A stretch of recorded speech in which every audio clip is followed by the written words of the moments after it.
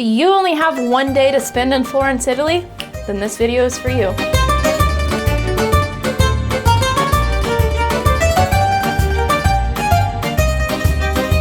Hey y'all, this is Allison. Welcome back to my channel, and today we are going to be talking about how to spend one day in Florence, Italy. Unfortunately, we only had one day to spend in Florence, Italy, so we had to pack in as much as we can. But if I could do it over again, I would definitely recommend spending at least 2 days in Florence to really take in the culture and everything. So basically this video is exactly what we did in one day, and you can take from it, learn from it. Of course, we weren't able to do everything, but this will at least give you some insight if you do only have one day in Florence. So we actually had to take a train into Florence. We weren't staying in the city center. We were staying in Livorno, Italy, which is like on the coast.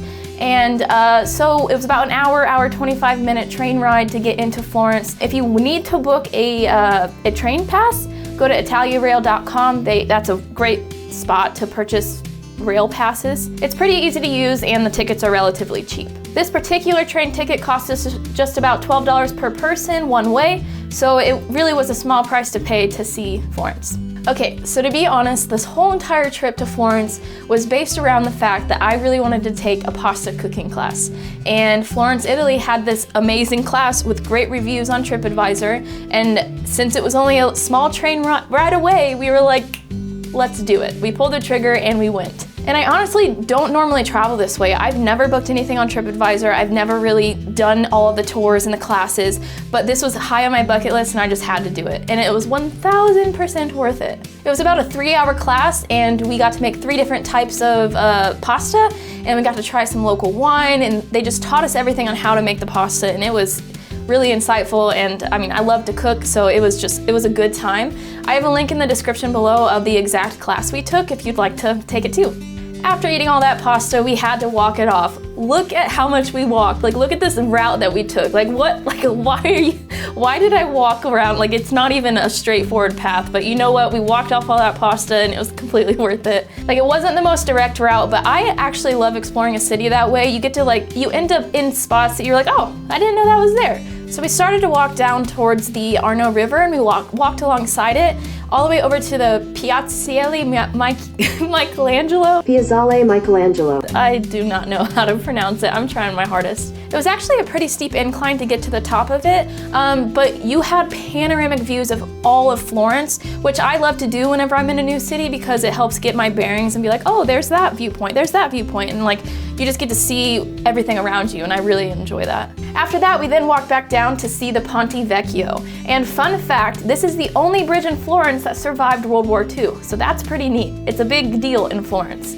And not only that, but it's the bridge that has all of these shops built into it. I've never seen anything like that. It was so cool. It used to be filled with butchers, tanners, farmers back in the day, but now it's just souvenir shops, jewelry shops, more for the tourists, but it's still really cool to see. Next, we walked to the Piazza del Duomo, which is basically like a plaza of a bunch of sculptures, a bunch of famous sculptures, beautiful artwork. And this is where you can see an exact replica of David of Michelangelo. And if you want to see the real sculpture, you can pay for a tour to go to Academia to see the original sculpture. And if I'm being honest, sculptures is it's not really what I want to spend my money seeing. I was totally fine seeing the replica of it. I understand that's probably blasphemy to a lot of people, but it's just not really what I enjoy doing when I travel. But seeing the replica of it and all the other sculptures was good enough for me, and maybe it is for you too. But one thing I really did enjoy about Florence was the architecture. The architecture just had so much detail into it. It's insane. It literally left me speechless at times. I'm like, how?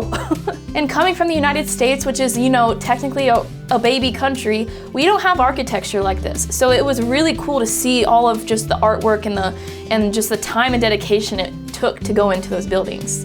Sometimes I just found myself stopping and staring and looking at, just zooming in with my phone, trying to see the detail up closer. And this leads me to the last stop of the day. This is basically just a city square of the baptistry and cathedral. And again, it has beautiful architecture and it's a really popular spot. There's a lot of people around.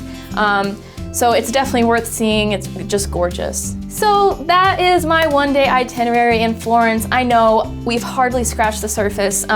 We just couldn't make it work to be there longer, but if you are in the same situation as me and you just need to see as much as possible in a short amount of time, go take that cooking class if that's really what you want to do. If not, I'm sure you can fit in so much more. That did take up a lot of our day. And then just walk around. That was the most fun part about seeing Florence, was just walking around, looking at all the different shops and eateries and everything. And since we ate at the pasta class, we didn't even eat while we were there. We just got back on the train and we went back to our place in Livorno. And this was actually a last-minute decision to go to Florence. It wasn't even in our original plan in our 3-week trip to Europe, but I'm so glad we did it. It was definitely worth it. So let me know in the comments if there's something that I missed. I probably did. I would love to hear what you have to say, and I would love to come back someday and then do exactly what you think I should do. So thanks for watching, guys, and until the next video, bye.